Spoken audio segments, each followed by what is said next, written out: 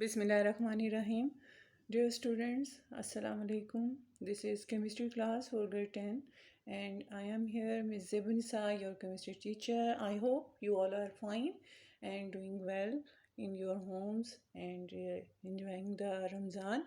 उम्मीद करती हूँ कि आप सब अपना भी ख्याल रख रहे होंगे और अपने इर्द गिर्द जो लोग हैं उन्हें भी हदायत दें.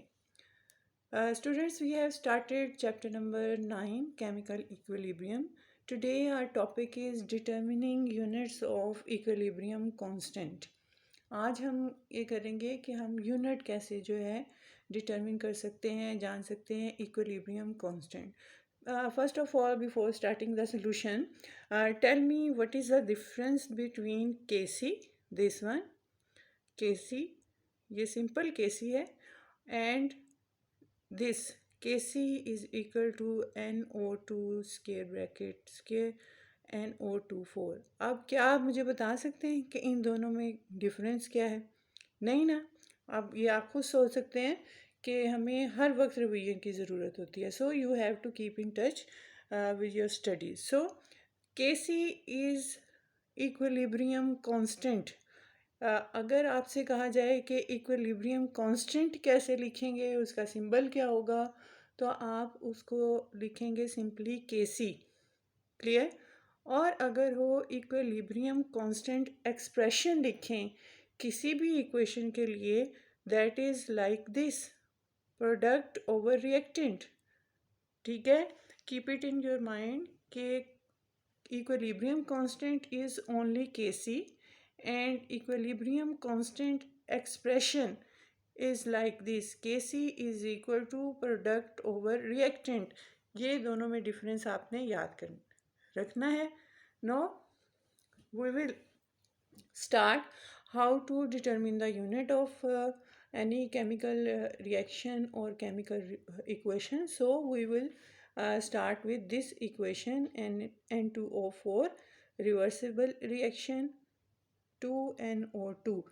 These are the reactant. This is reactant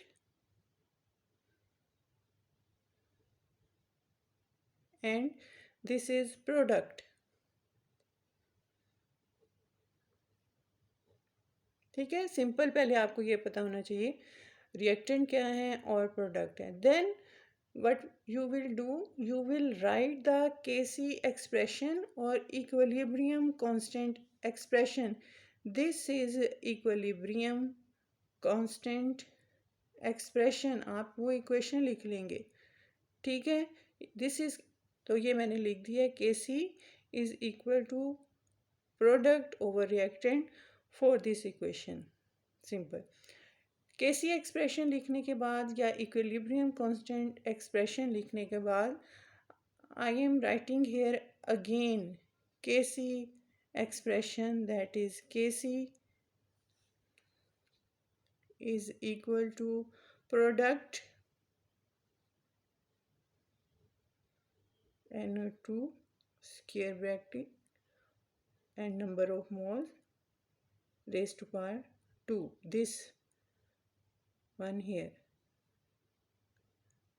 over reactant N2O4 and square bracket. ठीक है?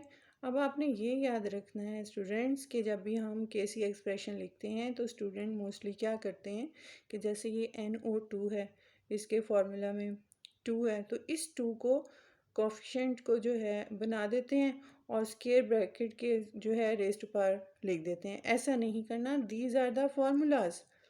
इनको आप चेंज नहीं कर सकते. You have to write only this coefficient, या इसको हम नंबर ऑफ मोल्स कहते हैं, या जो हम बैलेंस करने के लिए नंबर लिखते हैं उसको हम स्क्वायर ब्रैकेट्स के ऊपर लिखते हैं. ये बात आपने याद रखनी है. इस फार्मूला को चेंज नहीं करना. ये फार्मूला चेंज नहीं हो सकते. अगर फॉर एग्ज़ाम्पल वाटर का फार्मूला H2O है और आप इसी का कोफिशिएंट बना लेते हैं, H2O लिखते हैं और साथ आप इसकी जो है स्क्वायर भी बना देते हैं. This is wrong. इसके क्योंकि स्टार्ट में कोई कोएफिशिएंट नहीं है, कोई नंबर ऑफ मोल नहीं है, तो यहाँ there is nothing. So keep it in your mind. You will not change the formula. ठीक है. Now next step, first step is write Kc expression. हम किसी भी given chemical equation के लिए उसका Kc expression या equilibrium constant expression लिख देंगे.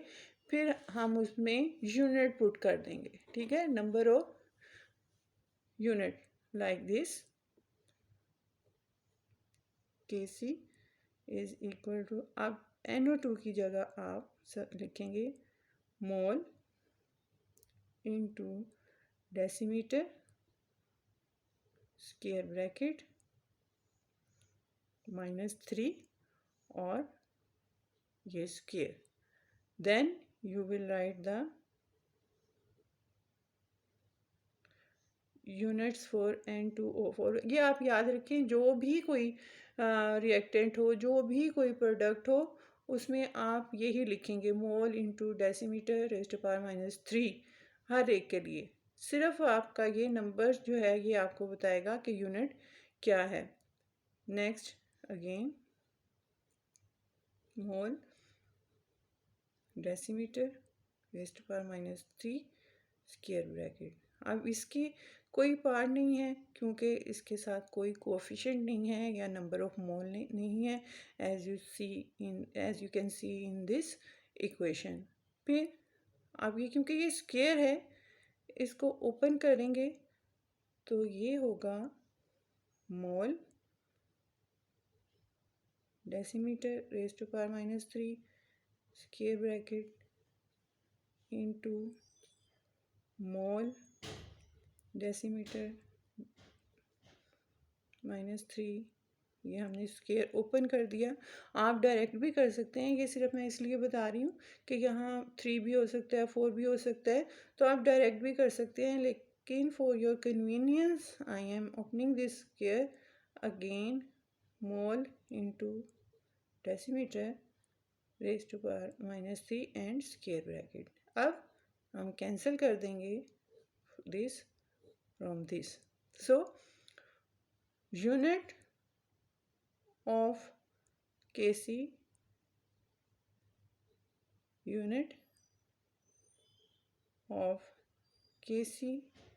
is equal to ये रह गया है मोल decimetre -3. In this way you can determine the unit of equilibrium constant. So what is this one is equilibrium constant only Kc. और अगर एक्सप्रेशन लिखना है तो ये आप जो पूरा लिखते हैं product over reactant, this is called Kc expression या equilibrium constant expression. So in this way you can determine the units of equilibrium constant. That's all for today. Have a nice time. Allah Hafiz. Always keep smiling.